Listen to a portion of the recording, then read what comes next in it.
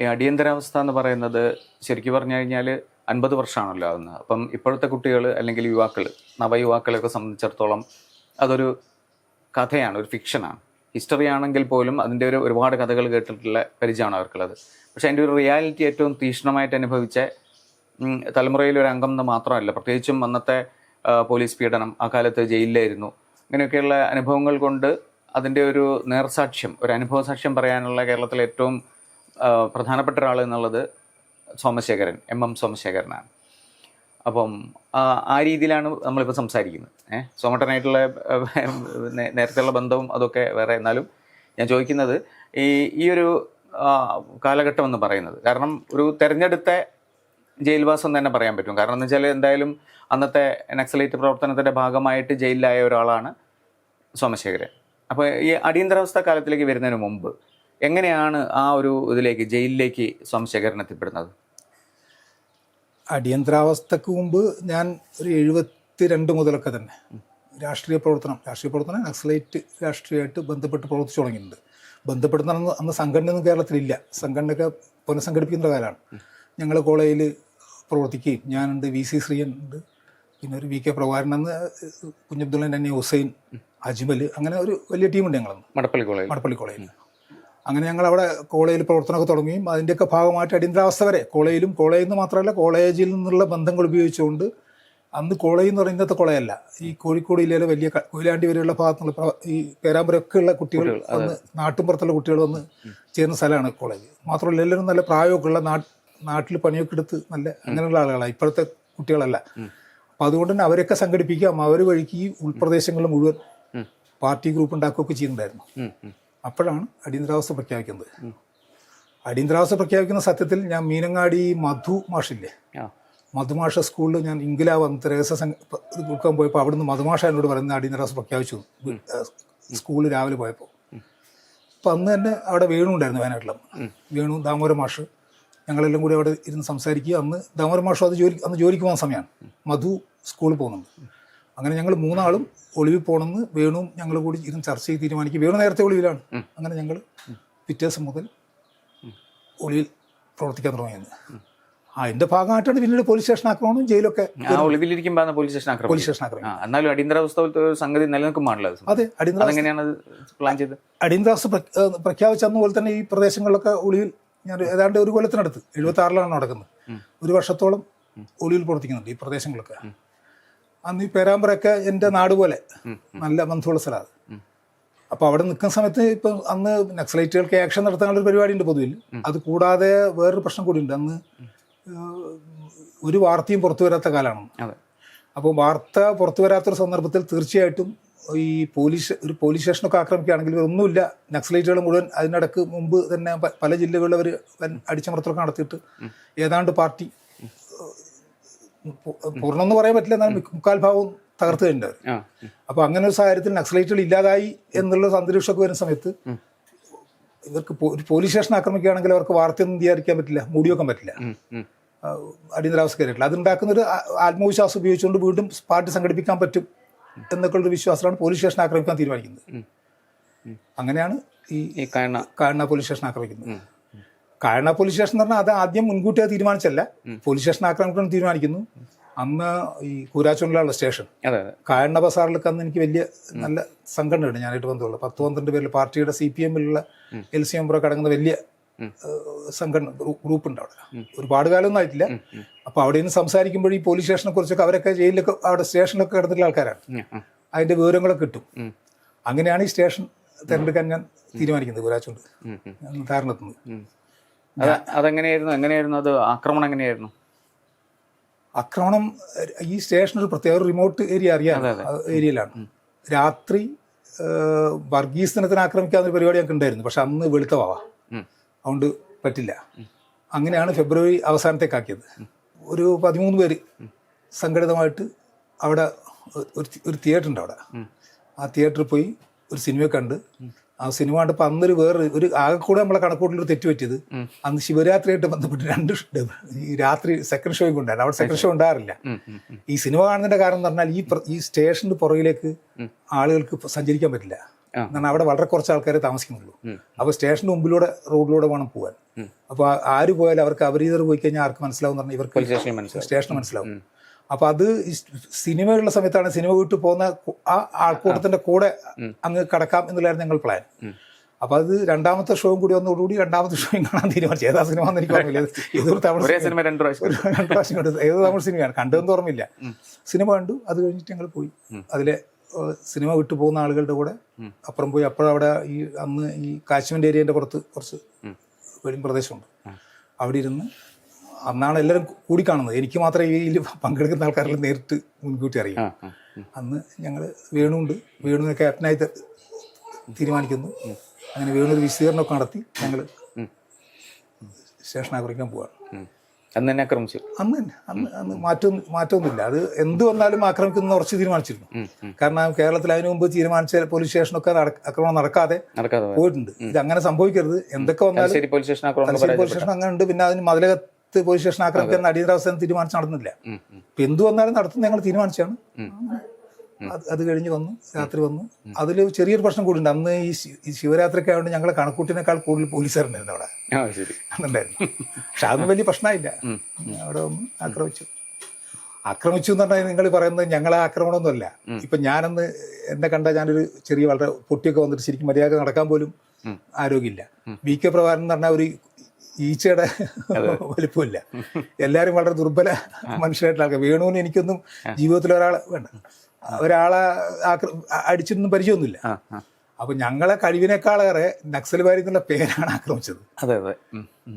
ഈ രാത്രി ഞങ്ങളങ്ങ് എത്തുകയും ഇത് കേൾക്കുകയും ചെയ്തോടുകൂടി പോലീസുകാർ പേടിച്ചോടാൻ തുടങ്ങി.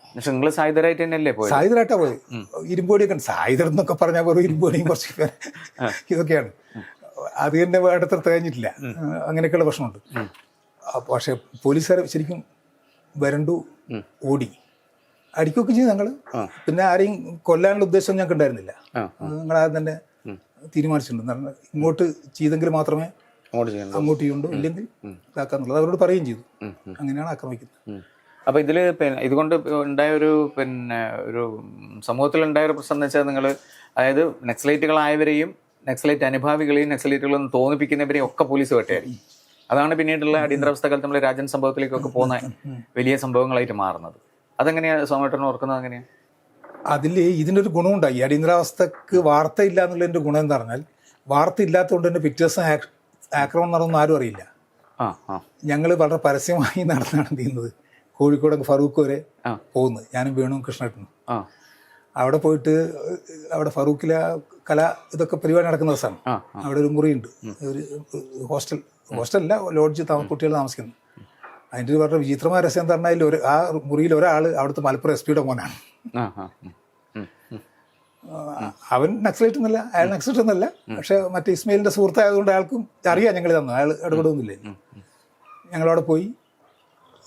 അവിടുന്ന് അപ്പോൾ ഇവരെ പ്രശ്നം തന്നെ ഇവർക്ക് ആദ്യം ആരാന്ന് ശരിക്കും മനസ്സിലാവുമെന്ന് എനിക്ക് സംശയമുണ്ട്. അവരവിടെയുള്ള CPMൻ്റെ ആൾക്കാർ, ഇപ്പം എനിക്ക് തോന്നുന്നു TP രാമകൃഷ്ണനൊക്കെ അറസ്റ്റ് ചെയ്യുന്ന എനിക്ക് തോന്നുന്നുണ്ട്.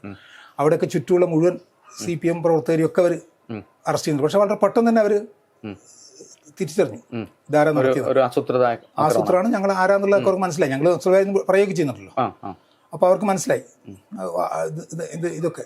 അപ്പോൾ അങ്ങനെ അതിനുശേഷം പിന്നെ അവർ വേറെ ഒരു ബുദ്ധിയില്ല അവർക്ക്. ഒരൊറ്റ ബുദ്ധിയുള്ളൂ, ഉരുട്ട്. ജയറാം പഠിക്കലിന്റെ അല്ല, അതിന് ശേഷമല്ലേ കക്കയം ക്യാമ്പ് ഇതിന് വേണ്ടി തന്നെ ഇതിന്റെ അടുത്ത നെക്സ്റ്റ് ഡേ തന്നെ അവിടെ കക്കയത്ത് വലിയൊരു ക്യാമ്പ് സ്ഥാപിക്കുന്നുണ്ട്. ആ ക്യാമ്പിലേക്കാണ് പിന്നെ എല്ലാവരെയും അടുത്ത ദിവസം പിറ്റേ ദിവസം എനിക്കറിയില്ല. അതിനുശേഷം എന്തായാലും ഒരു ദിവസക്കുള്ളിൽ വൈകിയില്ല. അവിടെ ക്യാമ്പ് വലിയ ടെൻ്റൊക്കെ ഇട്ട് വലിയ ക്യാമ്പ്, ഇലക്ട്രിസിറ്റി ഓഫീസ് ഉപയോഗിച്ചിട്ട് അവിടെ ആണ് ഇവരെല്ലാവരെയും കൊണ്ടുവരുന്നത്. ഏതാണ്ടൊരു ബോർഡർ ഏരിയയിൽ പോകുന്നവർ നിങ്ങൾ അങ്ങോട്ട് പോകുമ്പോഴും ഒരു യുദ്ധ നിരവധി വാഹനങ്ങൾ. എന്നെ അറസ്റ്റ് ചെയ്യുന്നത് മലപ്പുറത്ത് കൽപ്പകഞ്ചേരി ഒരു രജിസ്റ്റർ ഓഫ് മടപ്പള്ളി കോളേജിൽ പഠിച്ച നമ്മുടെ ഒരു സുഹൃത്തിൻ്റെ റൂമിൽ വെച്ചാണ്.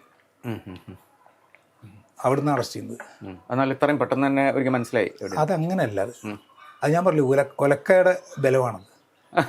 അവർ കിട്ടുന്ന ഓരോരുത്തരെയും ഉരുട്ടും. അത് പഠിക്കൽ എന്നോട് പറഞ്ഞിട്ടുണ്ട്. എന്നോട് അയാളിങ്ങനെ ചോദിച്ചു, എന്നോട് പഠിക്കലിനെ കുറിച്ച് എന്തറിയാം. പഠിക്കലാന്ന് എനിക്ക് മനസ്സിലായിട്ട്, പക്ഷെ അയാൾക്ക് ഇപ്പം ഞാനിങ്ങനെ പറഞ്ഞു സ്കോട്ട്ലൻഡ് യാർഡ് പോയി പഠിച്ചു വന്ന 35 വയസ്സുള്ള താഴോട്ട് നോക്കിയിരിക്കുന്ന സാഡിസ്റ്റ് ചെറുപ്പക്കാരൻ ഇങ്ങനെ സ്ട്രീറ്റിൽ വായിച്ച ഓർമ്മയിരിക്കും. അപ്പോൾ എന്നോട് എന്തിനാടോ ഞങ്ങൾ സ്കോട്ട്ലൻഡ് യാർഡ് പോകുന്നത്, എന്നെ കുറ്റം പഠിക്കാനോ? ഞാനിപ്പോൾ റോളിംഗ് അങ്ങോട്ടേക്കാൻ പോകുന്നു. റോളിംഗ് മാത്രമാണ് അയാളുടെ, ഉരുട്ടിയിട്ട് ആളുകളെ കൊണ്ട് പറയിച്ചു. അങ്ങനെയാണ് രാജനൊക്കെ കൊല്ലപ്പെടാൻ കാരണം എന്ന് പറഞ്ഞാൽ രാജൻ RECയിൽ രാജനൊക്കെ നമ്മളായിട്ട് ബന്ധമുണ്ടെന്ന് അവർക്ക് മനസ്സിലായിട്ടുണ്ട്.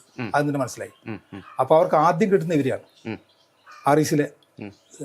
മറ്റേ കാനങ്ങോട്ട് രാജനൊക്കെ പിടിക്കുന്നു. കാനങ്ങോട്ട് രാജനെ പിടിക്കുന്നു. അതുവഴി ആദ്യത്തെ ഇതൊക്കെ ഒരു ദിവസത്തെ തന്നെയാണ്, ഒറ്റ ദിവസം.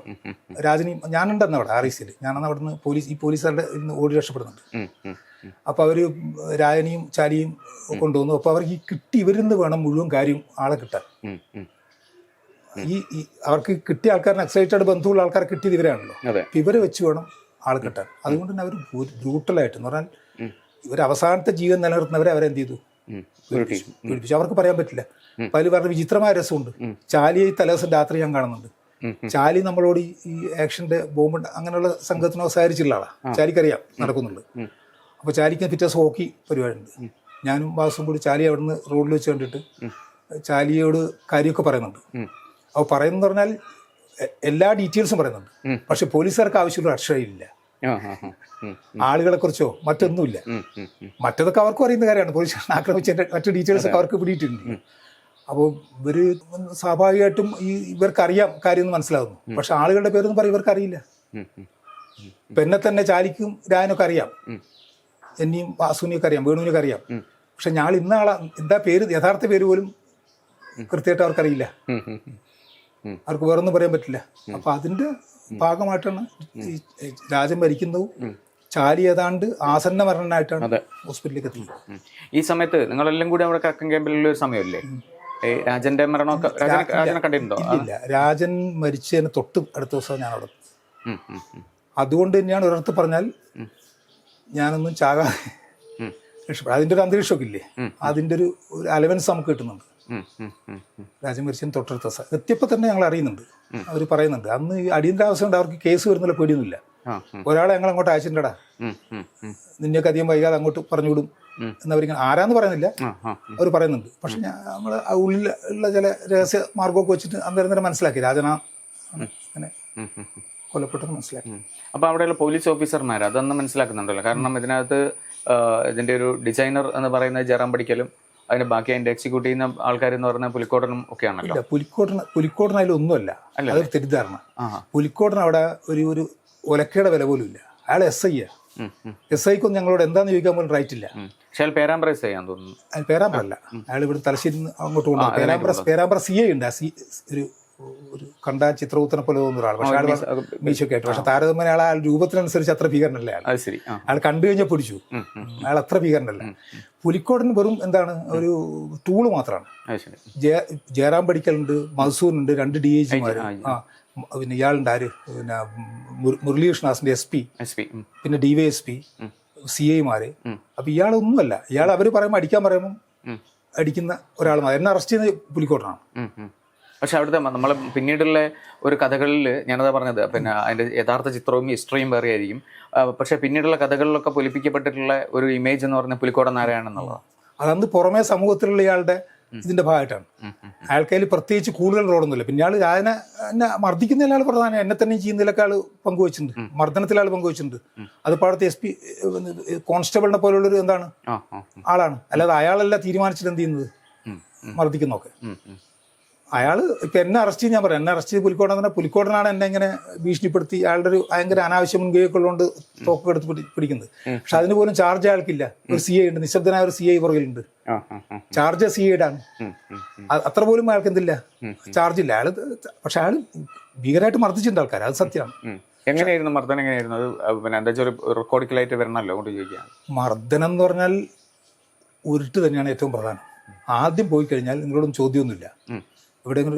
ഇവിടുത്തെ നമ്മളെ ഇതില്ലേ, ഇതുപോലെ ഒരു കോറിഡോർ ഇതുണ്ട്, അവിടെ ഇവരൊക്കെ ഈ പോലീസ് ഓഫീസേഴ്സ് പഠിക്കലിൻ്റെ നേതൃത്വത്തിൽ ഇവരെല്ലാം അവിടെ ഇരിക്കുന്നുണ്ടാവും.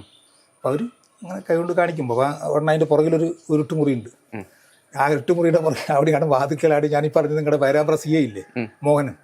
അയാളെ കണ്ടു കഴിഞ്ഞാൽ ആളുകൾ പകുതി പോകും. അയാളുടെ കണ്ണും മുഖവും ഒക്കെ ആയിട്ട് ഇങ്ങനെ വരും. പക്ഷെ അയാൾ അത്ര ഭീകരനല്ല. അതുപോലെ അവിടെ ഉരുട്ടുമുറി, ആ ഉരുട്ടുമുറി കൊണ്ടുപോയിട്ട് കാലൊക്കെ താഴെ നീട്ടി കിടത്തിയിട്ട് ബെഞ്ചിലേക്ക് ഇട്ടു, താഴേക്ക് കയ്യും പുറകിൽ ഹാൻഡ് കഫ് ചെയ്യും. എന്നിട്ട് രണ്ടുപേര് കയറിയെങ്കില്ല. അത് ഇത് നിങ്ങൾക്ക് വളരെ വളരെ ശാസ്ത്രീയമാണ്. പഠിക്കൽ ചെയ്ത ഉരുട്ട് പണ്ടേ ഉണ്ട്, പക്ഷെ പഠിക്കൽ തന്നെ വളരെ സിസ്റ്റമാറ്റിക് ആക്കി. പഠിക്കൽ ചെയ്തൊരു മെച്ചതാണ്. അയാൾ MBBS പോയിട്ടുണ്ടല്ലോ, അയാൾക്ക് ശരീരശാസ്ത്രമൊക്കെ അറിയാം. ഈ ഒലക്ക ഇങ്ങനെ മുട്ടിന് മുകളിലും അരക്ക് താഴെ മാത്രമേ ഉരുട്ടൂ. അതിനും പുറകെ ഉരുട്ടി അധികം ഉരുട്ടാൻ പറ്റില്ല. ഇതിപ്പോൾ താരതമ്യം നിങ്ങൾ വളരെ സിമ്പിളാണെന്ന് തോന്നുന്നു. കാരണം മുട്ടിന് മുകളിൽ നിങ്ങൾക്ക് എന്തുണ്ട്, മസിലുണ്ട്. അതുപോലെ തന്നെ ആദ്യം ഉരുട്ടുമ്പോൾ നിങ്ങൾക്ക് പ്രശ്നമൊന്നും വലിങ്ങനെ ഉണ്ടാവില്ല. മസിലോട് നിങ്ങൾ എന്ത് ചെയ്യും, അത് പിടിച്ചു വയ്ക്കും. അതിങ്ങനെ സമയം കഴിയുന്തോറും എന്താവും പറഞ്ഞാൽ ഈ മസിൽ ചീഞ്ഞ് ഏതാണ്ട് നമ്മൾ ഈ ചുവന്ന, എൻ്റെ വെളുത്ത ശരീരമാണെങ്കിൽ ആപ്പിളില്ലേ, ആപ്പിളിൻ്റെ മുകളിൽ കറുത്തിട്ടുള്ള ഇതില്ല, ഇങ്ങനെ വിരൽ കുത്തി അമർന്നു പോയില്ലേ, അതുപോലെ പരുവത്തിലെത്തും. അപ്പോൾ പിന്നെ നിങ്ങൾ ഉരുട്ടൊന്നും വേണ്ട, ഒരു ഈർക്കിൽ കൊണ്ടുവന്നിട്ട് എന്ത് ചെയ്താൽ മതി, അവിടെ ഇങ്ങനെ അതിൻ്റെ അടുത്ത് ഒരു കാറ്റ് പോയാൽ മതി, അതാണ് ഉരുട്ട്. അതിങ്ങനെ എത്ര ദിവസം തുറന്നത്? അത് അധികം ദിവസം തുറന്നാൽ അവർക്ക് പറ്റില്ല. ചിലരൊക്കെ അപൂർവ ആൾക്കാർ അവിടെ അങ്ങനെ അധികം ദിവസം ആരും ഉരുട്ടാൻ പറ്റില്ല, അങ്ങനെ ഉരുട്ടുന്നില്ല. എന്നെ തന്നെ ഒരു ദിവസം ഉരുട്ടിയിട്ടുള്ളൂ. ആ ഉരുട്ട് എനിക്കൊരു പ്രത്യേകത കിട്ടിയെന്ന് പറഞ്ഞാൽ, ഞാൻ അതിനു മുമ്പ് മെഡിക്കൽ കോളേജിൽ നിന്ന് ഒരിക്കൽ പോലീസ് ഇവരുടെ കയ്യിൽ നിന്ന് ഓടി രക്ഷപ്പെട്ടിരുന്നു, എന്നെ അറസ്റ്റ് ചെയ്തുകൊണ്ട് നിർക്കാൻ. അതുകൊണ്ട് എന്നെ കിട്ടിയപ്പോൾ തന്നെ അവർ ഈ കൈ കെട്ടി എന്ന് പറഞ്ഞാൽ ചെറിയ കേട്ടല്ല, പാമ്പ് കടിച്ചാൽ ഏൽക്കില്ല. പിന്നെ കുറേ കാലത്തേക്ക് എനിക്ക് ഇവിടെ നിന്ന് സ്പർശനശേഷി ഇല്ലാത്തടത്ത് കെട്ടി വരും. അപ്പോൾ ഇത് അങ്ങനെ ആ ഓടിയൻ്റെ ചുരുക്കേണ്ടി വർക്ക്. അപ്പോൾ എൻ്റെ ഉരുട്ട് നിർത്തുക എന്ന് പറഞ്ഞാൽ നിങ്ങളെ ഏതാണ്ട് എൻ്റെ എക്സ്ട്രീം കണ്ടീഷനിലെത്തിയിട്ട് അവരെന്ത് ചെയ്യുക, നിർത്തുക. അപ്പോഴാണ് ഈ പുലിക്കോടൻ ഈ എന്നെ അറസ്റ്റ് ചെയ്യുന്നത് പുലിക്കോടനാണ്. പുലിക്കോടൻ ഗംഗാരൻ നായരുന്ന ഞാൻ ഓടിയത്, ഗംഗാരൻ പേരുണ്ട്. അയാളെയും കൂട്ടി ഓടി നിർത്തല്ലേ എന്ന് പറഞ്ഞ് ഓടി വരുന്നത്. ഓടി വന്നിട്ട് അവരുടെ വക ഒരു ഉരുട്ടുണ്ട്, അത് പറയണ്ട, കുറച്ച് സമയമേ ഉള്ളൂ, പക്ഷെ അതൊരു ഭീകര സംഭവമാണ്. അതാണ് എൻ്റെ ഓട്ടത്തിനുള്ള എക്സ്ട്രാ ഇത് കിട്ടിയാണ്. പുലിക്കോട് ഗംഗാരൻ പേർ ഉരുട്ട് ആണ് അന്നത്തെ ഏറ്റവും പ്രധാനപ്പെട്ട സംഭവം. പിന്നെ കാലിൻ്റെ അടിയിൽ അടിക്കുന്ന ഒരു പരിപാടി ഉണ്ട്, ഉരുട്ടുമ്പോൾ തന്നെ കാലിൻ്റെ അടിയിൽ അടിക്കും. പിന്നെ ഇടിയാണ്. ഇടി എന്ന് പറഞ്ഞാൽ നിങ്ങൾക്ക് ഇടി പക്ഷെ ഒരു പ്രശ്നമില്ല കേട്ടോ. ഇടി എനിക്ക് നമുക്കൊക്കെ കിട്ടിയ ഇടി നിങ്ങൾക്ക് ചിന്തിക്കാൻ പോലും പറ്റില്ല. ഒരു സ്നാവിലോട്ട് വൈദ്യുതം വരെയൊക്കെ ഇടി കിട്ടിക്കൊണ്ടേയിരിക്കും. പക്ഷെ അതെ, പ്രത്യേകിച്ചും ഈ ഇതില്ലേ അവിടെ 10-300 എയർ ക്യാമ്പ് MSP ക്യാമ്പിലെ ആൾക്കാരുണ്ട്. അതിൽ ഒരു കുറേ ആൾക്കാർ ശരിക്കും സൈക്കോ ആൾക്കാരാണ്, ഡ്രഗ്സൊക്കെ ഉള്ള ആൾക്കാരൊക്കെ ഉണ്ട്. അവരൊക്കെ ഇടക്കിടക്ക് വന്ന് എന്ത് ചെയ്യും, ഇടിക്കും. പിന്നെ അതിൽ പ്രത്യേകിച്ച് ഇവർ ഈ കൈ ഒടിഞ്ഞ ഇവർ വന്നൊരു ദിവസം 2 ദിവസം ഉണ്ട്. ഈ പേരാമ്പ്രക്കാരൊക്കെ അവിടെ വന്നിട്ട്, ഈ പേരാമ്പ്ര പോലീസുകാരില്ലേ, അപ്പോൾ അവരെ കാണുന്ന ഓരോരുത്തരും ജാതിയായിട്ട് വന്ന് ഒരു 5-8 ആൾക്കാർ വന്ന് ഒരു സ്ട്രെച്ച് ഇടിച്ച് അവരങ്ങ് പോകും. അടുത്ത സ്ട്രെച്ച് കണ്ടിട്ട് അതിങ്ങനെ ഇടിയാ. പക്ഷെ ഇടിക്കൊരു ഗുണമുണ്ട്. ഇടിയുടെ പ്രശ്നം നിങ്ങൾക്ക് ആദ്യം കിട്ടുമ്പോഴേ നിങ്ങൾ അറിയും, പിന്നെ നിങ്ങൾ അതിനെക്കുറിച്ച് അവെയർ ആവില്ല. അല്ലെങ്കിൽ നിങ്ങൾക്ക് ശരീരം ചത്തുപോകുന്നുള്ള പേടിക്കുണ്ടെങ്കിൽ പേടിയാണ്. നമ്മൾ അങ്ങനെ ഒന്നും എങ്ങനെയും ചത്തുപോയ അത്ര സൗകര്യം ചെയ്യുന്ന അന്നേരം അവിടെ നിന്നുള്ള ചിന്ത. അപ്പോൾ ഇടി പ്രശ്നമായി, ഇടി നിങ്ങളെ ബാധിക്കില്ല. പക്ഷെ മുമ്പിൽ നിന്ന് ഒരാളെ ഇടിക്കുന്ന കാണുന്നത് ഭീകര പ്രശ്നമാണ്. നമുക്ക് കിട്ടും, നമ്മൾ അറിയുന്നില്ല. ആദ്യത്തെ 1-2-3 ഇടി കൊണ്ട് എന്താവും, അത് ഇങ്ങനെ അങ്ങ് പോകും. പിന്നെ അത് നിങ്ങളതിന്റെ വേദനയൊന്നും നിങ്ങൾ അറിയില്ല. ഈ നേരത്തെ പറഞ്ഞല്ലോ ജയറാം പടിക്കലായിട്ടുള്ള ഇന്ററാക്ഷൻ, ജയറാം പടിക്കൽ പിന്നെ എങ്ങനെയാണ് ഒരു ജയറാം പടിക്കൽ, ഇപ്പം നമ്മളിപ്പം പുലിക്കോടനെ പറ്റി പറയുന്ന ഒരു വേർഷൻ അല്ല ജയറാം പടിക്കലിനെ പറ്റി ഉണ്ടായിരുന്നത്. അപ്പോൾ കുറച്ചുകൂടി കണ്ണിങ് ആയിട്ടുള്ള ഒരു ക്രൂരനായ പോലീസ് ഓഫീസർ ആണെങ്കിലും മറ്റൊരു മുഖമാണ് അയാൾക്ക് നമ്മുടെ ഈ ലെജൻഡുകളിൽ നിന്നൊക്കെ കിട്ടുന്നത്. എങ്ങനെയാണ് പിന്നെ പഠിക്കൽ എങ്ങനെയായിരുന്നു? പഠിക്കൽ അത്ര കണ്ണിങ് ആണെന്ന് എനിക്ക് തോന്നിയിട്ടില്ല. ഞാൻ പറഞ്ഞില്ല, അയാൾ പറഞ്ഞു തന്നെ, അയാൾ ഒറ്റ പ്രശ്നമേ ഉള്ളൂ, ഉരുട്ടിയിട്ട് നിങ്ങളുടെ കയ്യിലെ അവസാനത്തെ അംശം വരെ എന്ത് ചെയ്യുക, പുറത്തുകൊണ്ടുവരിക രഹസ്യം, എന്നിട്ട് ആ കണ്ണി പിടിച്ച് മറ്റെടുത്ത് പോവുക. അങ്ങനെയാണ് അവരെല്ലാവരും എന്ത് ചെയ്യുന്നത്, പിടിക്കുന്നത്. പഠിക്കലിന് അതിൽ കവിഞ്ഞ വലിയ അസാധാരണ ബൗദ്ധിക ശേഷിയിലാണെന്ന് എനിക്ക് തോന്നുന്നില്ല. പിന്നെ അതിൽ ആ കൂടി കുറച്ചുകൂടി ബുദ്ധിയുള്ള ആളായിട്ട് എനിക്ക് മുരളീകൃഷ്ണാസാണ്, SP. അയാൾ കുറെ കൂടി സോഫ്റ്റ്, പ്രത്യക്ഷത്തിൽ വളരെ സോഫ്റ്റും പക്ഷെ യഥാർത്ഥത്തിൽ കുറെ കൂടി കണ്ണിങ്ങും ക്രൂരനാണ്. ക്രൂരൻ തന്നെ പുറമേക്ക് സോഫ്റ്റ് ആണ്, പക്ഷെ ഉള്ളിൽ ക്രൂരൻ. പഠിക്കലും ഒരു ഇതുമില്ല, പഠിക്കൽ ശരിക്കും ഒരു മയമില്ലാത്ത വിധം ഇതാണ്. ഇവരെന്തെങ്കിലും രാഷ്ട്രീയം സംസാരിക്കും? എന്തുകൊണ്ടാണ് ഇപ്പം നക്സലൈറ്റുകളുടെ പൊളിറ്റിക്സിനെതിരായിട്ട് അങ്ങനെയൊക്കെ ഉണ്ടല്ലോ? കാരണം വെച്ചാൽ അടിയന്തരാവസ്ഥയാണ്, അടിയന്തരാവസ്ഥ പിന്നെ നടപ്പിലാക്കുന്ന ടീമിനെതിരാണല്ലോ നിങ്ങളുടെ രാഷ്ട്രീയം. അപ്പോൾ അത് ഇവര് മാത്രമല്ല, ഇവർക്ക് പോകേണ്ട തിരക്കുകളിലോട്ട് രാഷ്ട്രീയമൊക്കെ സംസാരിച്ചിട്ടുണ്ട്. ഇവരെ മാത്രമല്ല, അന്ന് SP ഈ ASP കേട്ടെന്ന് ഇതില്ലേ, കമ്മീഷൻ്റെ ഓഫീസേഴ്സില്ലേ പെട്ടെന്ന് വരുന്നത്, അവരൊക്കെ വന്ന് വളരെ നിലവാരത്തിൽ സിഗരറ്റൊക്കെ തന്ന് വളരെ ബഹുമാനപൂർവ്വം ഞങ്ങളോട് രാഷ്ട്രീയം സംസാരിക്കും. ആണല്ലേ? ബഹുമാനപൂർവ്വം തന്നെ, ബഹുമാനപൂർവ്വമല്ല, അവരത് മനസ്സിലാക്കാൻ വേണ്ടി ചെയ്യുന്നതാണ്. നല്ല സിഗരറ്റൊക്കെ തന്ന് സിഗരറ്റൊക്കെ വലിച്ചുകൊണ്ട് സംസാരിക്കും. അത് രാഷ്ട്രീയം സ്ഥിരമായി സംസാരിക്കുന്നു പലരും ഉം, ഉം, ഉം. ഇവരൊക്കെ തന്നെ. പിന്നെ മറ്റ് മുരളീകൃഷ്ണദാസ് അവരൊന്നും രാഷ്ട്രീയം അങ്ങനെ പൊളിറ്റിക്സ് പറയും, പക്ഷെ ഇങ്ങനെ ഈ അർത്ഥത്തിലൊന്നും ഒരു വിശദമായ പൊളിറ്റിക്സ് സംസാരമൊന്നുമില്ല. അവർക്കറിയാലോ കാര്യമൊക്കെ ഉം, ഉം, ഉം, ഉം. ഇവർ. പിന്നെ മധുസൂദൻ ഉണ്ടായിരുന്നു കേട്ടോ. മധുസൂദൻ പക്ഷേ ഒന്നിലും ഇടപെടുന്നില്ല. കാരണം അയാൾ മറ്റേ പോലീസാണല്ലോ, അയാൾക്ക് തോക്കൊക്കെ കിട്ടിയോട് അയാളുടെ ഡ്യൂട്ടി കഴിഞ്ഞു. ആ. അയാളവിടെ ഇങ്ങനെ ഇരുന്ന് കാഴ്ചക്കാരനായിട്ടിരിക്കുകയാണ് ഇന്ന്. ഉം, ഉം, ഉം, ഉം. പിന്നെ DYSP കുഞ്ഞിരാൻ നമ്പ്യാറുണ്ട്. ആ. അയാൾ സത്യത്തിൽ മഹാപാവ. ഉം. അയാളാണ് ഇതിലെ സാധു കുഞ്ഞിരാൻ നമ്പ്യാർ പേര്. അയാളാണ് കേസിലൊക്കെ വളരെ പ്രധാനമായിരുന്നു. കാരണം അയാൾ ഇതിന്റെ ഇൻവെസ്റ്റിഗേഷൻ ഓഫീസർ ടെക്നിക്കൽ അയാളായിരുന്നു. ആ, ഉം, ഉം. അയാൾ അങ്ങനെ ഒരു മർദ്ദകനൊന്നുമല്ല ഉം, ഉം. ആള്. പിന്നെ അതിൽ പ്രധാനമായിട്ടുണ്ടായിരുന്ന ഞങ്ങളുടെ കേസിൽ രണ്ടുപേര് ഇവരാണ്, ഗംഗാരൻ നമ്പ്യാറും ഒരു രാമാനന്ദനുണ്ട്. ഉം. രാമാനന്ദൻ ശരിക്കും സൈക്കോപാത്താണ്. ഉം, ഉം. അയാൾ പിന്നീട് സൂയിസൈഡ് ചെയ്യുന്നൊക്കെ ഞാൻ കേട്ടത്. ആ, ഉം, ഉം, ഉം. അയാൾ ഇത്ര ചിരിച്ചുകൊണ്ട് ഇത്ര ശാന്തമായിട്ട് നിങ്ങൾ ഏറെ ഈ ആളിങ്ങനെ പിടക്കുമ്പോഴും അതൊന്നും കാണാത്ത രീതിയിൽ വളരെ സ്നേഹപൂർവ്വം ഇങ്ങനെ സംസാരിക്കാൻ പറ്റുന്ന ഒരാൾ. ഉം, ഉം, ഉം. അത് ഉറപ്പാണ് അയാൾ സൈക്കോപാത്താണ്. ഇപ്പം എൻ്റെ തന്നെ ഒരു അനുഭവമുണ്ട്. എനിക്ക് ഈ അയാൾ പലിക്കൽ പുലിക്കോടിനെ വിളിച്ചു. പുലിക്കോണ്ടൊക്കെ അയാൾ ശിങ്കടിയാണെന്ന്. പുലിക്കോടിനെ വിളിച്ചു. പുലിക്കോടിൻ്റെ അടുത്തൊരു റോളർ കൊടുത്തു. രാമാനന്ദൻ ഇങ്ങനെ അവിടുന്ന് സ്റ്റൂളിൽ കസേരയിട്ട് എന്നോട് ഇങ്ങനെ ചോദിക്കും, വളരെ സ്നേഹപൂർവ്വം ചോദിക്കുന്നത്. ഈ പുലിക്കോടിൻ്റെ പണി എന്താ പറഞ്ഞാൽ എൻ്റെ ഈ ജോയിൻസില്ലേ, ജോയിൻസിൽ ഇങ്ങനെ നമ്മൾ കുട്ടികളെ പണ്ട് റോളർ കൊണ്ട് മുട്ടുന്ന പോലെ ഇങ്ങനെ മുട്ടാണ്. അത് ഊഹിക്കാലോ, ഈ റോളർ കൊണ്ട് ഒരു 10-50 ഇടിയൊക്കെ ആകുമ്പോഴേക്കും നിങ്ങൾ അവയവബന്ധോ കറ്റ പോലെ. രാമാനന്ദൻ ഇത് കാണുന്നേ ഇല്ല. അയാൾ അതിനിടയിലും വളരെ സ്നേഹപൂർവ്വം നമ്മളോട് എന്ത് ചെയ്യും, ചോദിച്ചു. ശരിക്കും സൈക്കോപാത്താണ് അയാൾ പിന്നീട് സൂയിസൈഡ് ചെയ്യുന്നതാണ് മനസ്സിലാക്കി രാമാനന്ദൻ. പുലിക്കോടിന് മർദ്ദകം മാത്രമാണ്, ഈ റൂൾ തടി മാത്രമാണ്, റോളർ മാത്രമാണ്, വേറൊന്നും അയാൾക്ക് റോളില്ലായിരുന്നു. ഈ ഇത് കഴിഞ്ഞു പിന്നെയും പിന്നെ ജയിലിലേക്ക് മാറുമ്പോഴൊക്കെ മർദ്ദനം ഉണ്ടായിട്ടില്ലേ? പിന്നെ മർദ്ദനം 1 മാസം ഞങ്ങളുണ്ടായിരുന്ന എല്ലാ ദിവസവും ഉണ്ട്. രാവിലെയും ഉച്ചക്കും വൈകുന്നേരവും ഈ ചായ കഴിക്കുന്ന പോലെ മർദ്ദനമുണ്ട്. പക്ഷെ അതിനിടയ്ക്ക് ഇന്നത്തെ അസാധാരണമായിട്ടുള്ള നമ്മളോട്, അതാണ് എനിക്ക് പറയാറുള്ളത് എപ്പോഴും ഞാൻ, അല്ലേ, അസാധാരണമായ മനുഷ്യത്വം കാണിച്ച പോലീസുകാരുണ്ട് ഈ ക്യാമ്പ് തന്നെ.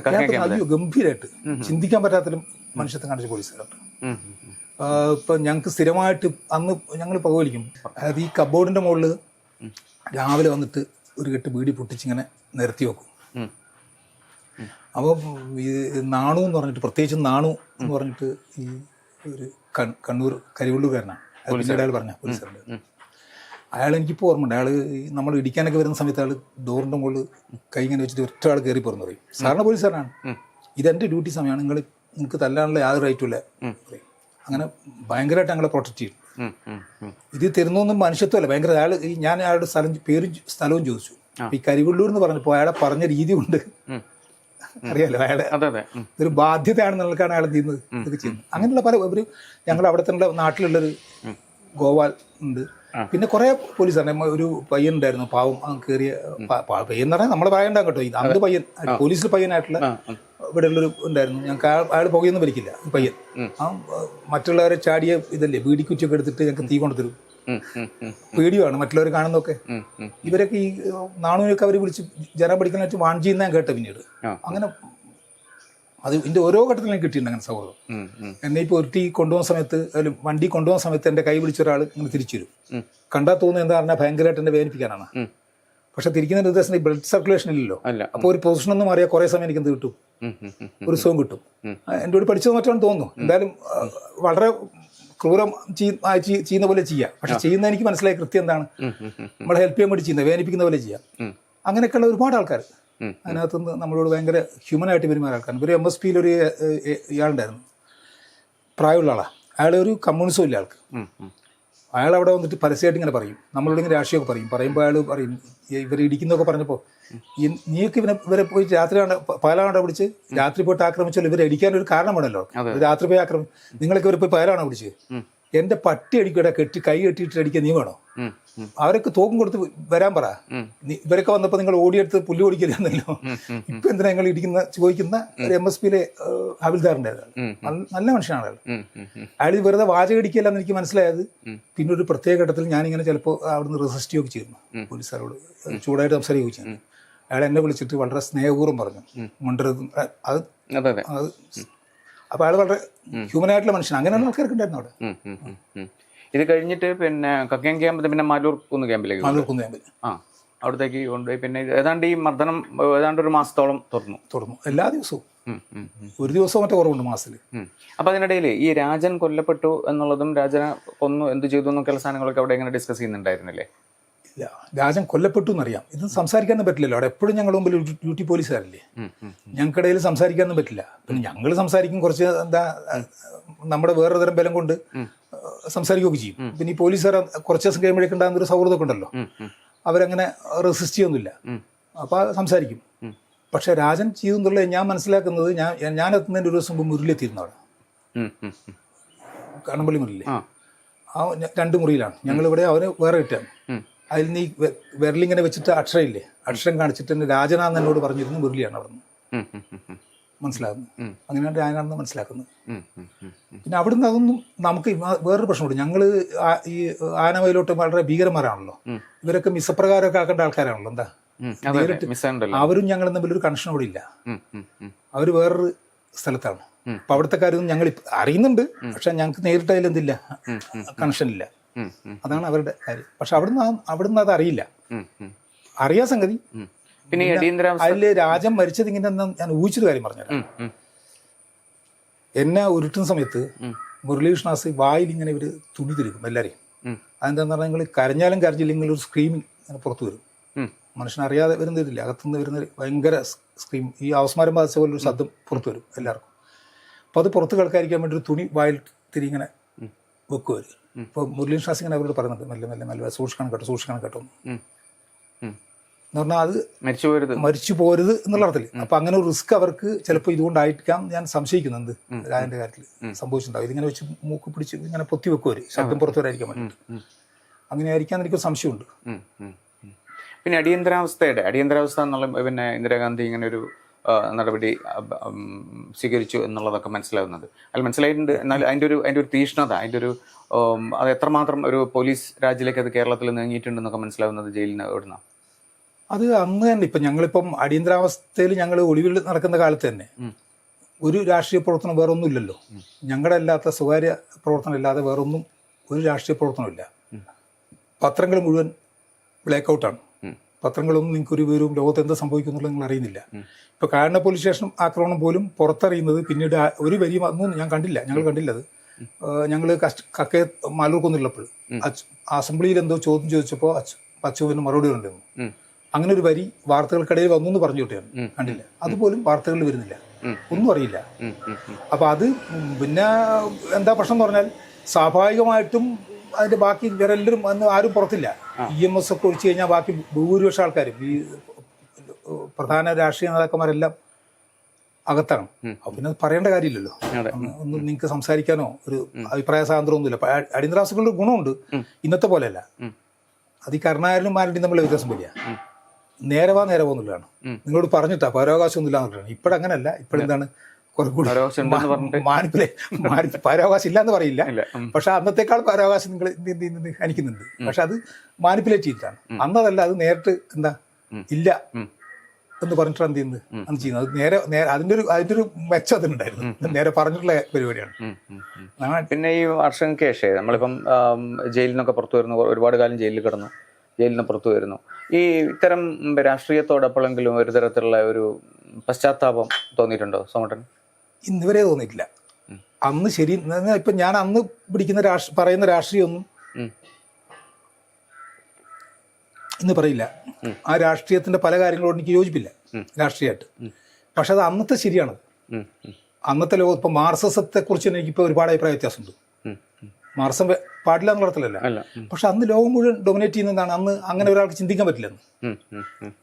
അപ്പൊ അത് അന്നത്തെ ശരിയാണത്. ആ ശരി വെറുതെ നമ്മുടെ ശരി മാത്രമല്ല, സൊസൈറ്റിയിലെ റോളും വഹിച്ചിട്ടുണ്ട് അന്ന് ചെയ്തതൊക്കെ. ഇതിലൊക്കെ തന്നെ പൗരാവകാശവും മറ്റു പലതിലും റോൾ വഹിച്ചിട്ടുണ്ട്. ഇവിടുത്തെ ഇന്നത്തെ സമൂഹത്തിൽ അതുണ്ട്. സമൂഹത്തിന്റെ ബോഡിയിൽ അതുണ്ട്, സൊസൈറ്റിന്റെ ബോഡിയിൽ അതുണ്ട്. അന്ന് ചെയ്തൊക്കെ അത് പരോക്ഷമായിരിക്കും. ആളുകളുടെ പേര് ചിലപ്പോൾ അറിയില്ലായിരിക്കും, ഇത് വരില്ലായിരിക്കും, പക്ഷെ അതുണ്ട് അവിടെ. അപ്പൊ അതുകൊണ്ട് അതിലൊന്നും ഒരു തരത്തിലും ഖേദിക്കേണ്ട കാര്യമില്ല. അങ്ങനെ ഒരു പശ്ചാത്തലം എനിക്ക് തോന്നുന്നില്ല. ജീവിതം കളഞ്ഞു എന്നുള്ള തോന്നലുണ്ടായിട്ടില്ല. ഇപ്പം വളരെ കാലത്തിന് ശേഷം അന്ന് അടിയന്തരാവസ്ഥ നടപ്പിലാക്കിയ രാഷ്ട്രീയ പ്രസ്ഥാനങ്ങൾ, പ്രത്യേകിച്ച് ഇന്ന് വിശാല ഇടതുപക്ഷത്തിന്റെ ഭാഗമൊക്കെയാണ് കോൺഗ്രസ്, CPI ഒക്കെ. പക്ഷെ ഒരിക്കൽ പോലും പബ്ലിക്കായിട്ട് ഇന്ത്യൻ സൊസൈറ്റിയോട് ഒരു മാപ്പ് പറയാനുള്ള ഒരു ആർജവം ഈ രണ്ട് രാഷ്ട്രീയ പാർട്ടികളും ഇതുവരെ കാണിച്ചിട്ടില്ല. ഇപ്പം നമ്മൾ അങ്ങനത്തെ സംഭവങ്ങളൊക്കെ ചരിത്രത്തിൽ അടുത്ത കാലത്ത് തന്നെ ധാരാളം ഉണ്ടായിട്ടുണ്ട്. ഇപ്പം സഭ നടത്തിയ ഒരുപാട് ക്രൂരതകൾ ഏറ്റുപറഞ്ഞ് മാപ്പപേക്ഷിക്കാനൊക്കെ പല പോപ്പുമാരും ഒക്കെ തയ്യാറായിട്ടുണ്ട്. അങ്ങനെയൊക്കെ ചരിത്രത്തിൽ ഉദാഹരണങ്ങളുണ്ട്. പക്ഷെ ഇന്ത്യയിൽ അത് ചെയ്യാവുന്നതാണ് ശരിക്കും. പ്രത്യേകിച്ചും കേരളത്തിലൊക്കെ CPI എന്ന് പറയുന്നത് ഇന്നും അതിൻ്റെ ഒരു ആ തരത്തിലുള്ളൊരു ഭാരം പേർന്ന രാഷ്ട്രീയ പ്രസ്ഥാനം. അത് സോമേട്ടനൊപ്പം തോന്നിയിട്ടുണ്ട്. എന്തുകൊണ്ട് ഈ രാഷ്ട്രീയ പ്രസ്ഥാനങ്ങൾ അതിനൊന്ന് തിരുത്തി പറയാൻ അല്ലെങ്കിൽ അതിനൊന്ന് തള്ളി പറയാൻ തയ്യാറാവുന്നില്ല? CPI ഒരു സ്വയംഭരണം നടത്തിയിട്ടുണ്ട്. തെറ്റാണ്, അടിയന്തരാവസ്ഥ ശരിയല്ല എന്ന് പറഞ്ഞിട്ടുണ്ട്. CPM അതുപോലും ചെയ്തിട്ടില്ല. അതുപോട്ടെ. അപ്പോൾ കോൺഗ്രസ് വ്യക്തികൾ പറഞ്ഞിട്ടുണ്ട്. രാഹുൽ ഗാന്ധിക്ക് എന്തൊക്കെയോ പ്രസ്താവന ഇറക്കിയിട്ടുണ്ട്. അത്ര ഇതല്ല. പക്ഷെ കോൺഗ്രസ് ഒരു സംഘടന എന്നുള്ളവർക്ക് ഒരിക്കലും എന്ത് ചെയ്തിട്ടില്ല. ഞാനത് ഇപ്പോഴും ആര് ചോദിച്ചാലും പറയുന്നൊരു കാര്യമാണ്.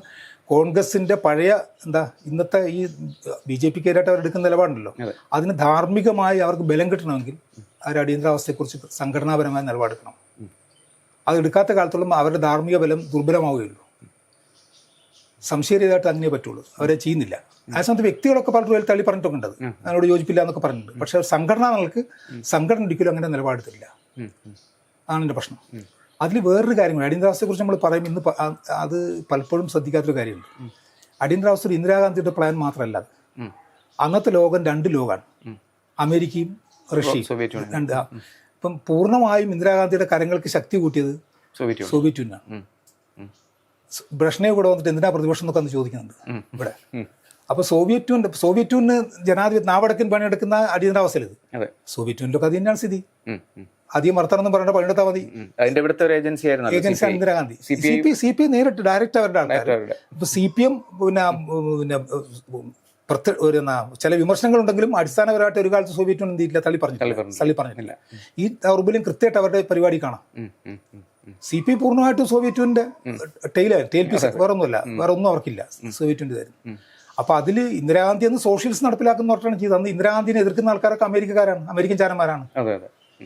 അങ്ങനെയാണെന്ന് ചെയ്യുന്നത്. അന്ന് ലോകത്തിൽ പ്രത്യക്ഷത്തിൽ വേണമെങ്കിൽ അങ്ങനെ വാദിക്കാൻ പോകുന്ന ചില സിമ്പിൾ യുക്തി വെച്ച് അങ്ങനെ വാദിക്കാൻ സാധിക്കുന്ന ഒരു അന്തരീക്ഷമുണ്ട് ലോകത്തിൽ. അത് ഉപയോഗിച്ചാണ് അവർ ചെയ്തിട്ടുള്ളത്. അടിയന്തരാവസ്ഥയെക്കുറിച്ച് ഞാൻ പറയുന്നൊരു കാര്യമുണ്ട്. അടിയന്തരാവസ്ഥ എന്ന് പറഞ്ഞാൽ അടിയന്തര സാഹചര്യത്തിലാണ് ഉണ്ടായത്. സാഹചര്യത്തിലാണ് അടിയന്തരാവസ്ഥ ഉണ്ടാവുക. ഇന്ന് അടിയന്തരാവസ്ഥ അല്ല, ഇന്ന് വേറെതരം സാഹചര്യം ഇങ്ങനെയാണ്. പക്ഷെ അടിയന്തരം ഉണ്ടായിരുന്നു അന്ന് ചെയ്യാനുള്ളത്. പക്ഷെ അടിയന്തരത്വം രാജ്യത്തിന്റെ ആയിരുന്നില്ല. ഇന്ദിരാഗാന്ധിയുടെ അധികാര നഷ്ടമായിട്ട് ബന്ധപ്പെട്ട അടിയന്തരത്തിലാണ് എന്തുണ്ടാകുന്നത്, അടിയന്തരാവസ്ഥ ഉണ്ടാകുന്നത്. അപ്പൊ അതിന് എല്ലാവിധ പിൻബലവും കൊടുത്തിട്ടുള്ളത് സോവിയറ്റ് യൂണിയനാണ്. അപ്പൊ അതിലൊന്നും ഞാൻ പറഞ്ഞു വന്ന കാര്യം, ചരിത്രത്തിൽ ഇതൊന്നും അവരാരും എന്ത് ചെയ്തിട്ടില്ല. സോവിയറ്റ് യൂണിയൻ പോയി, തകർന്നു, മോരിലെ പുളിയും പോയി എന്ന് പറഞ്ഞ പോലെ എല്ലാവരും ഇതായി. പക്ഷെ അപ്പോഴും ഈ കമ്മ്യൂണിസ്റ്റ് പാർട്ടികളൊന്നും അതിൻ്റെ അകത്ത് എന്ത് ചെയ്യുന്നില്ല.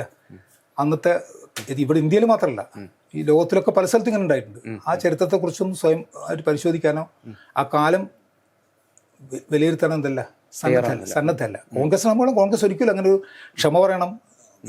ഒന്നുമില്ല. ഇപ്പം പെൻഷൻ കൊടുക്കണം എന്നൊക്കെ പറയുന്നില്ല. ഇപ്പം അടിയന്തരാവസ്ഥയിൽ പെൻഷൻ വിടും നിങ്ങൾ. പെൻഷൻ എന്ന് പറഞ്ഞാൽ ഇപ്പം നമ്മൾ പോയിട്ട് ആരെങ്കിലും ഇതിനോട് ചോദിക്കുന്നില്ല. പക്ഷെ അന്ന് നിങ്ങൾ സ്റ്റേറ്റ് ചെയ്ത ക്രൈമിന് നിങ്ങൾ കോമ്പൻസേറ്റ് ചെയ്യാൻ ബാധ്യസ്ഥരാണ്. സ്റ്റേറ്റ് ക്രൈം ചെയ്തിട്ടുണ്ടല്ലോ, ആ ക്രൈമിന് ഇരയായിട്ടുള്ള ആൾക്കാരെ കോമ്പൻസേറ്റ് ചെയ്യാൻ നിങ്ങൾ ബാധ്യസ്ഥരാണ്. അത് പെൻഷൻ കൊടുക്കുക എന്നുള്ളത് വേറൊരു സംഭവം. അത് എനിക്ക് അതിനോട് വലിയ താല്പര്യമൊന്നുമില്ല. പക്ഷെ കോമ്പൻസേറ്റ് അന്ന് ചെയ്തിട്ടുള്ള കാര്യത്തോട് കോമ്പൻസേറ്റ് ചെയ്യാൻ സ്റ്റേറ്റ് തയ്യാറാണ്. കോൺഗ്രസ് ഒരിക്കലും എന്ത് ചെയ്തിട്ടില്ല, അതിന് സന്നദ്ധ കാണിച്ചിട്ടില്ല. കോൺഗ്രസ് ഇവരാരും സന്നദ്ധ കാണിച്ചില്ല. അപ്പൊ അവർ ഇത് സ്റ്റേറ്റ് അത് അംഗീകരിച്ചില്ല. അന്ന് ചെയ്തത് അതിക്രമങ്ങളായിരുന്നു അംഗീകരിച്ചിട്ടില്ല. അപ്പം അത് കോൺഗ്രസിന്റെ ഈ BJPക്കെതിരായിട്ടുള്ള സമരത്തിന്, അല്ലെങ്കിൽ ഇന്നത്തെ ഈ ജനാധിപത്യ വിരുദ്ധതക്കെതിരായിട്ടുള്ള സമരത്തിനെ ദുർബലപ്പെടുത്തും, സംശയമില്ല. പിന്നെ ഒരു രാഷ്ട്രീയ അവസ്ഥ എന്നുള്ള രീതിയിൽ അന്ന് അടിയന്തരാവസ്ഥക്കെതിരായിട്ട് ഉയർന്നു വന്നിട്ടുള്ള ഒരു മുന്നേറ്റമാണ് ജയപ്രകാശ് നാരായണൻ്റെ ഒക്കെ നേതൃത്വത്തിൽ ഉയർന്നു വന്നിട്ടുള്ളത്. പ്രത്യേകിച്ച് മൊറാർജി ദേശായി അങ്ങനെയുള്ള, ഈവൻ നമ്മളതിൻ്റെ ചരിത്രം പരിശോധിച്ചാൽ ഗുജറാത്തിലും ബീഹാറിലൊക്കെ ഉണ്ടായിട്ടുള്ള മുന്നേറ്റങ്ങൾ അങ്ങനെയായിരുന്നു. പക്ഷെ അത് ഇന്നെത്തി നിൽക്കുന്നത് ഒരുതരം നേരത്തെ പറഞ്ഞ പോലെ തന്നെ അപ്രഖ്യാപിത അടിയന്തരാവസ്ഥയുടെ ഒരു രീതിയിലേക്കാണ് അത് വന്നിട്ടുള്ളത്. അപ്പോൾ ഈ അടിയന്തരാവസ്ഥ പ്രഖ്യാപനം ഇതിനെ രാഷ്ട്രീയമായിട്ട് എത്രമാത്രം സ്വാധീനിച്ചിട്ടുണ്ടെന്ന് സോമേട്ടന് തോന്നുന്നു? അപ്പം അതിൽ ഞാൻ നേരത്തെ പറഞ്ഞിട്ട് കൂട്ടി യോജിപ്പിച്ച് വായിക്കണത്, ഈ അടിയന്തരാവസ്ഥയെ പിന്തുണച്ചത് സോവിയറ്റ് യൂണിയനും അടിയന്തരാവസ്ഥക്കെതിരായിട്ട് സമരം ചെയ്തവർക്ക് പലർക്കും അമേരിക്കയുടെ പിന്തുണ കിട്ടിയിട്ടുണ്ട്. പ്രത്യക്ഷമായിട്ടും പരോക്ഷമായിട്ടും. എല്ലാവരും ഇങ്ങനെ വാങ്ങിച്ചു എന്നുള്ള അർത്ഥത്തിലല്ല, പരോക്ഷമായിട്ട് അവരതിനെ അവർ തമ്മിലുള്ള ചേരിപ്പോ അത് ആർക്കും ഒഴിവാകാൻ പറ്റില്ല. അങ്ങനെയാണ് സാഹചര്യം. അവർ നേരിട്ട് അറിയേണ്ട കാര്യമൊന്നുമില്ല. നേരിട്ട് നിങ്ങൾ വാങ്ങിക്കോ, പൈസ ഒന്നും വാങ്ങേണ്ട കാര്യമില്ല. പക്ഷെ അവരതിന് ഇതായിട്ടുണ്ട്. അപ്പോൾ അതിൽ അന്ന് അതിൻ്റെ സാഹചര്യത്തിലാണ് ഇത് ഈ പൂർണ്ണമായും മുഖം നഷ്ടപ്പെട്ടിരുന്ന RSSന് ഈ ജയപ്രകാശ് നാരായണന്റെ പൊളിറ്റിക്കൽ സമീപനമുണ്ടല്ലോ, വേണ്ടത്ര രാഷ്ട്രീയം ഇല്ലാത്ത, വേണ്ടത്ര ആഴത്തിൽ രാഷ്ട്രീയ ധാരണയില്ലാത്ത സമീപനത്തിന്റെ പശ്ചാത്തലത്തിലാണ് അവർക്ക് എന്ത് ചെയ്യാൻ പറ്റുന്നത്, കൊണ്ടുവരാൻ പറ്റുന്നത്. ജയപ്രകാശിന്റെ ഒരു വശം ശരിയായിരുന്നു, അടിയന്തരാവസ്ഥക്കെതിരായിട്ടുള്ള അല്ലെങ്കിൽ അന്ന് ഇന്ദിരാഗാന്ധിയുടെ കാലത്തുണ്ടായ കറപ്ഷനൊക്കെ ഉണ്ടായിട്ടുള്ള മൂവ്മെന്റ് ഒക്കെ ശരിയായിരുന്നു.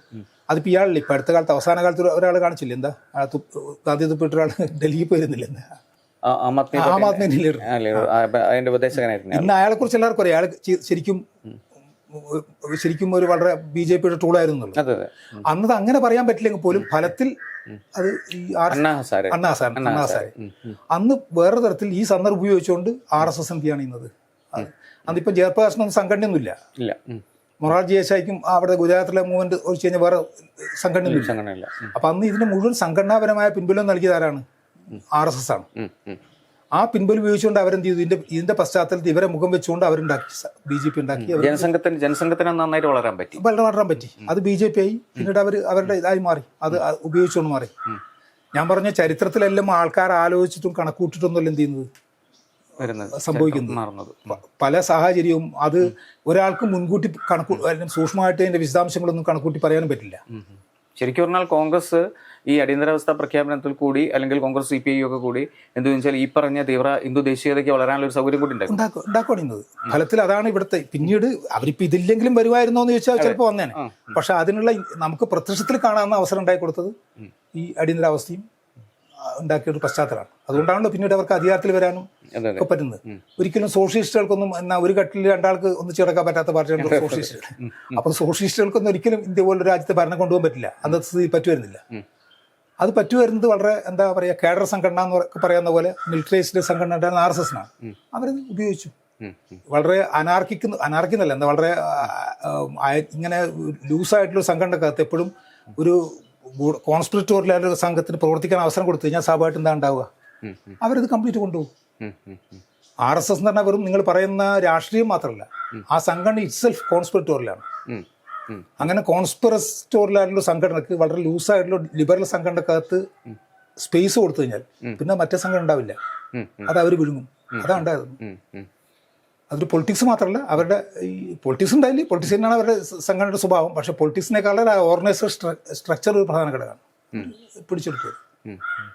ഇപ്പം അതിനുശേഷം ഇപ്പോൾ അടിയന്തരാവസ്ഥ കാലത്തെ ജയിൽ ജീവിതത്തിനൊക്കെ ശേഷം ഇപ്പം സോമേട്ടൻ്റെ ഇപ്പോഴത്തെ ഒരു ജീവിത രീതി എങ്ങനെയാണ്? അതായത് ഞാൻ മനസ്സിലാക്കിയിട്ടുള്ളത് ചരിത്രം പഠിക്കുകയും ചരിത്രത്തിൽ നിരവധി പുസ്തകങ്ങൾ എഴുതുകയും ചെയ്തിട്ടുണ്ട്.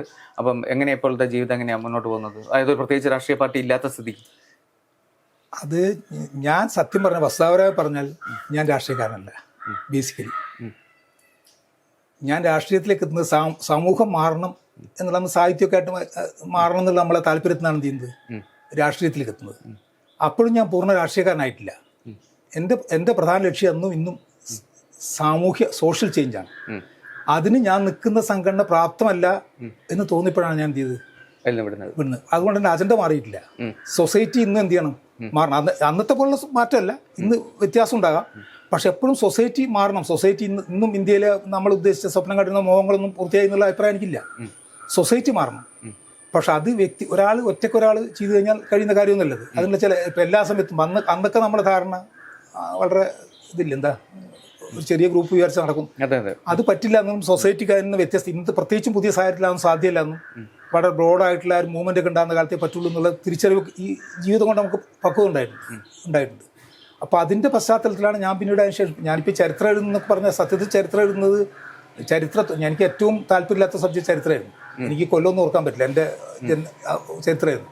ചരിത്രത്തിലേക്ക് എത്തുന്നത് പാർട്ടിയുടെ അവസാനം സജീവനൊക്കെ ആയിരിക്കും. ദേശീയ പ്രശ്നം, ജാതി, അങ്ങനെയുള്ള കുറേ ഇഷ്യൂസ്, സ്ത്രീ മോനം, ഇങ്ങനെയുള്ള ഇഷ്യൂസൊക്കെ കേരളത്തിലെ കാർഷിക ഘടനയെക്കുറിച്ചൊക്കെ പാർട്ടിക്ക് വേണ്ടി നമ്മൾ പണിയെടുക്കുന്ന സമൂഹത്തെക്കുറിച്ച് കൃത്യം അറിയണം എന്നുള്ള ബോധ്യത്തിൽ നിന്ന് പാർട്ടിയിലുള്ളപ്പോൾ ഞാൻ എന്താണ് പഠിച്ചു തുടങ്ങിയാണ്. ആ തുടർച്ച തന്നെയാണ് എൻ്റെ ചരിത്രം ഇത്തരം ഇതിലേക്കൊക്കെ എത്തിച്ചത്. പിന്നീട് പ്രത്യേകിച്ച് പാർട്ടി പ്രവർത്തനമില്ല, അതുകൊണ്ട് കുറച്ചുകൂടി പൂർണ്ണമായിട്ട് അതിൽ എന്ത് ചെയ്യാൻ പറ്റി, കേന്ദ്രീകരിക്കാൻ പറ്റി. അന്ന് എഴുതി തുടങ്ങിയ ലേഖനങ്ങളൊക്കെ തന്നെയാണ് ചരിത്ര പഠനത്തിലേക്ക് എത്തുന്നത്. അതിൻ്റെ ചരിത്രത്തോടുള്ള പ്രത്യേക താല്പര്യം കൊണ്ടല്ല. ചരിത്രം ഒരു രാജ്യത്തിൻ്റെ ആത്മാവാണ്. നമ്മൾ പറയുന്നില്ല, നമ്മൾ പ്രവർത്തിക്കുന്ന സമൂഹത്തിൻ്റെ കാതലാണ്. അതറിയണം എന്നുള്ളതിനാണ് എത്തുന്നത്. ഈ ഒരു നിരോധിക്കപ്പെട്ട കമ്മ്യൂണിസ്റ്റ് പാർട്ടിയുടെ, അതായത് CPIML കേരളത്തിൻ്റെ സെക്രട്ടറി ആയിരുന്ന ഒരാൾ എന്നുള്ള രീതിയിൽ അപ്പം ഇപ്പം ഇങ്ങോട്ട് മാറ്റം വരുമ്പം എന്തായാലും അത് ഉന്മൂലന സിദ്ധാന്തത്തിലൊക്കെ വിശ്വസിച്ചിരുന്ന ഒരു പാർട്ടി തന്നെയായിരുന്നു അത്, ആണല്ലോ. അപ്പോൾ ഇന്ന് ഇങ്ങോട്ട് എത്തുന്ന സമയത്ത് നമുക്ക് കാണാൻ പറ്റും ഇപ്പം മാവോയിസ്റ്റുകൾ എന്ന് പറഞ്ഞാൽ അതിൻ്റെ ഒരു എക്സ്റ്റൻഷനായിട്ടൊക്കെയാണ് ആൾക്കാർ വായിക്കുന്നത്. പഴയ നക്സലൈറ്റുകളിൽ നിന്നും രൂപപ്പെട്ടതാണെന്നൊക്കെയുള്ള രീതിയിൽ നമുക്ക് വായിച്ചെടുക്കാൻ പറ്റും. പക്ഷെ അത് വളരെ സങ്കടകരമായ ഒരു അവസ്ഥയിലാണുള്ളത്. കാരണം ഛത്തീസ്ഗഡ് പോലെയുള്ള സ്ഥലങ്ങളിൽ മറ്റ് പ്രദേശങ്ങളിലൊക്കെ തന്നെ മാവോയിസ്റ്റുകൾ ഏതാണ്ട് കംപ്ലീറ്റ് ആയിട്ട് പിന്നെ അവരെ ഇല്ലാതാക്കുന്ന ഒരു സമീപനം കേന്ദ്രത്തിന് ഉണ്ട്. അതെല്ലാം അവർ വിജയിച്ചുകൊണ്ടിരിക്കുകയാണ്. കേരളത്തിലാണെങ്കിൽ നമ്മൾ ഒട്ടും പ്രതീക്ഷിക്കാത്ത രീതിയിൽ അങ്ങനത്തെ ഒരു വലിയൊരു മിലിറ്റന്റ് ഓർഗനൈസേഷനൊന്നും അല്ലെങ്കിൽ ആരെങ്കിലും ഉണ്ടെങ്കിൽ തന്നെ തെരഞ്ഞെടുപ്പിച്ച് ഒന്നുകിൽ സുഖമില്ലാണ്ട് കിടക്കുന്ന സമയത്തൊക്കെ വെടിവെച്ചു കൊല്ലുക, അങ്ങനെയൊക്കെയുള്ള രീതികളിൽ കൂടി ഈ അടിയന്തരാവസ്ഥ എതിർത്ത നേതാക്കൾ തന്നെ അത് ചെയ്തുകൊണ്ടിരിക്കുകയാണ്. അപ്പം ഈ അതിനകത്ത് ഒരു വൈരുദ്ധ്യമുണ്ട്. കാരണം അത്തരത്തിലുള്ള ഒരു മാവോയിസ്റ്റ് പ്രസ്ഥാനത്തിന് ഇന്ത്യയിൽ ഇനി പ്രസക്തി ഉണ്ടോ എന്നുള്ള ചോദ്യമുണ്ട്, മാവോയിസ്റ്റ് പ്രസ്ഥാനത്തിനെ നേരിടേണ്ടത് എങ്ങനെയാണോ എന്നുള്ള ചോദ്യമുണ്ട്. ഈ രണ്ട് ചോദ്യങ്ങളുണ്ട്. അതിൽ രണ്ടും ഈ വെടിവെപ്പൊക്കെ നടന്ന സമയത്ത് തന്നെ ഞാൻ പത്രത്തിലൊക്കെ എഴുതിയിട്ടൊക്കെ ഉണ്ട്. ഈ മാവോയിസം എന്ന് പറഞ്ഞ സാധനത്തിന് കാലഹരണപ്പെട്ടൊരു സാധനമാണ്. ഒന്ന് മാവോയുടെ കാലത്തില്ല. അത് തന്നെ ഇതിൻ്റെ അകത്തുള്ള വളരെ സെക്ടേറിയനായിട്ടുള്ള മാർക്സിസ്റ്റ് ടെർമിനോളജി അങ്ങനെ പദവില്ല. ഞങ്ങളൊക്കെ നക്സലൈറ്റ് ആകുന്ന കാലത്ത് മാവോയിസത്തിന് വളരെ എതിരാണ്. മാവോയും ചൈനയും അംഗീകരിച്ചല്ലത്. മാവോ ജീവിച്ചിരുന്ന കാലത്ത് അംഗീകരിച്ച ഒരു സംഭവമല്ലത്. അത് പിൽക്കാലത്ത് ഇവരുണ്ടാക്കിയെടുത്താണ്, ഉണ്ടാക്കിയ ഒന്നാണ്. അത് മാത്രമല്ല, അതെൻ്റെ തിയററ്റിക്കൽ പ്രശ്നം, അതൊന്നും വലിയ പ്രധാന ഘടകമല്ല. ഒന്നത് കാലഹരണപ്പെട്ട ഒന്നാണത് മാവോയിസം എന്ന് പറയുന്ന സംഭവം. അതിന് ലോകത്തിൽ എവിടെയെങ്കിലും, ഇവിടെ മാത്രമല്ല ലോകത്തിൽ എവിടെയെങ്കിലും എന്ത് ചെയ്യാൻ പറ്റുമെന്ന് എനിക്ക് തോന്നുന്നില്ല. ഒരു പോസിറ്റീവ് കോൺട്രിബ്യൂഷൻ ഉണ്ടാക്കാൻ പറ്റും തോന്നുന്നില്ല. പക്ഷെ അതിൻ്റെ പ്രശ്നം എന്ന് പറഞ്ഞാൽ വേറൊരു കാര്യമുണ്ട്. ഇപ്പം ഈ ഛത്തീസ്ഗഡൊക്കെ പോലുള്ള സ്ഥലത്തെ വളരെ പിന്നോക്കം നിൽക്കുന്ന ആദിവാസികൾ ജീവിതം, ആ ജീവിത സാഹചര്യത്തിൽ ഇത് പ്രവർത്തിക്കും. ഞാൻ പറഞ്ഞില്ല, എന്ത് സാഹചര്യത്തിലും ഇവരെ ആഗ്രഹിച്ചത് ഇവരെ ഐഡിയോളജി അല്ല, അതിൻ്റെ ചില അവിടത്തേക്ക് ശ്രദ്ധ തിരിയാനും ആളുകളുടെ ശ്രദ്ധ തിരിയാനും അവിടെ ഇങ്ങനെ ചൂഷണം നടക്കുന്നൊക്കെ ആൾക്കാരെ ഇന്ന് ചർച്ച ചെയ്യാനുള്ള അവസരം ഉണ്ടാക്കിയിട്ടുണ്ട്. അതിൽ കവിഞ്ഞൊരു റോള് തന്നെയില്ല. അത് ചരിത്രത്തിൽ അത് മാവോയിസം എന്ന് മാത്രമല്ല, പഴയ രീതിയിലുള്ള ബോൾഷെവിക് മാർക്സിസം എന്ന് പറയുന്ന സാധനമില്ലേ, അത് ഇറ്റ്സെൽഫ് ചരിത്രത്തിൽ, ഞാനിപ്പോൾ ഒരു ചെറിയ പുസ്തകം എഴുതുന്നുണ്ട്, ഒരു ചെറിയ സാധനം കഴിഞ്ഞിട്ടുണ്ട്. അതാണ് ചരിത്രം മാർക്സത്തെ മറികടക്കുന്നുള്ളതാണ്. ചരിത്രം അതിലേക്ക് എത്രയോ മുമ്പോട്ട് പോയി ഈ പറയുന്ന കാര്യത്തിലൊക്കെ. അത് ഇന്ന് പ്രസ്തിയില്ല. അതുകൊണ്ട് പഴയ മാർക്സത്തിനെ തള്ളിക്കളണം എന്നുള്ളതല്ല, അത് ഇന്ന് അതിന് പ്രസ്തിനൊരു സാമൂഹ്യ പരിണാമം ഉണ്ടായി. അത് അതിന് അതേപടി ഇന്ന് കൊണ്ടുപോകാൻ പറ്റില്ല. അത് പാരിറ്റി കൊണ്ട് നിങ്ങൾക്ക് ഒന്നും ചെയ്യാൻ പറ്റില്ല. അത് കേൾക്കുന്ന സങ്കടകരമായ കാര്യം. ആളിങ്ങനെ വെടിവെച്ച് കൊള്ളുന്നു, പ്രത്യേകിച്ച് നമ്മുടെയും കൂടി ഒരു പേരിൻ്റെ ഒരു തുടർച്ചയൊക്കെ വരുന്നുണ്ടല്ലോ എന്ന് കേൾക്കുമ്പോൾ നമുക്ക് വിഷമമുണ്ടാക്കുന്ന കാര്യമാണ്. പക്ഷെ അതിലൊന്നും ചെയ്യാൻ പറ്റില്ല. നിങ്ങൾ ആഗ്രഹിച്ചുകൊണ്ട് അത് ഒരു പങ്കുവെച്ച് ചെയ്യുന്നില്ല. അത് അവസാനിക്കും. അതിപ്പം ഇവിടെ മാത്രം ലോകം മുഴുവൻ അത് അവസാനിക്കും. അതിനൊന്നും റോളില്ല. അത്തരം ടെററിസ്റ്റ് മൂവ്മെൻറ്റുകൾക്ക്, ടെററിസ്റ്റ് സ്വഭാവമുള്ള മൂവ്മെൻറ്റുകൾക്ക് ലോകത്തിൽ ഇന്ന് സാധ്യതയില്ല, ഒരു സ്ഥലത്തുമില്ല. അത് ലോകത്തിലെ ടെക്നോളജിയിലും ലോകത്തിലെ ഇൻഫർമേഷൻ രംഗത്തും ഒക്കെ ഉണ്ടായിട്ടുള്ള ഈ മാറ്റങ്ങളെക്കുറിച്ചൊന്നും അറിയാത്ത കിണറ്റിലെ തവള എന്ന് പറയുന്നില്ലേ, സ്വന്തം മുകളിലെ ചെറിയ ആകാശം മാത്രം കണ്ടുണ്ടാക്കുന്ന തീരുമാനങ്ങളാണ്. വിശാല ലോകത്തെക്കുറിച്ചുള്ള തികഞ്ഞ അജ്ഞതയാണ് ഇത്തരം കാര്യങ്ങളിലുള്ള ആളുകളുടെ ഇവരുടെ ഇത്. അതിൽ നമുക്ക് സങ്കടമുണ്ട്, നമ്മൾക്ക് പ്രതിഷേധമല്ല, വിഷമമുണ്ട് ഇങ്ങനെയാവുന്നില്ല.